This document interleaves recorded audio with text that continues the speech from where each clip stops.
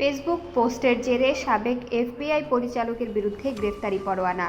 যুক্তরাষ্ট্রের সাবেক এফবিআই পরিচালক জেমস কোমির বিরুদ্ধে গ্রেফতারি পরোয়ানা জারি করা হয়েছে। সামাজিক যোগাযোগ মাধ্যমে দেওয়া একটি পোস্টকে কেন্দ্র করে তার বিরুদ্ধে এই পদক্ষেপ নেওয়া হয়েছে বলে বিভিন্ন গণমাধ্যমে জানা গেছে।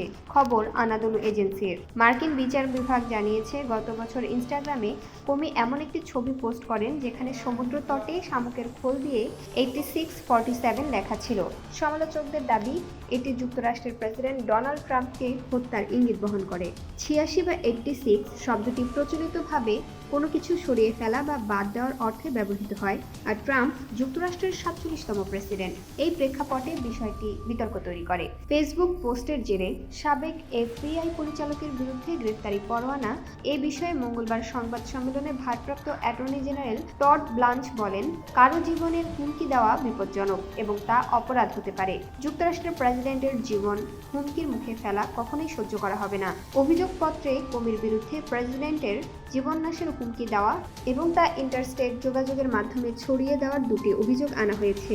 সেখানে বলা হয়, প্রেক্ষাপট বিবেচনায় একজন সাধারণ ব্যক্তি এই ছবিকে ট্রাম্পের ক্ষতি করার উদ্দেশ্যের গুরুতর প্রকাশ হিসেবে দেখতে পারেন। তবে কোমি সব অভিযোগ অস্বীকার করেছেন। তার আইনজীবীরা দাবি করছেন, এ মামলা রাজনৈতিক উদ্দেশ্য প্রণোদিত।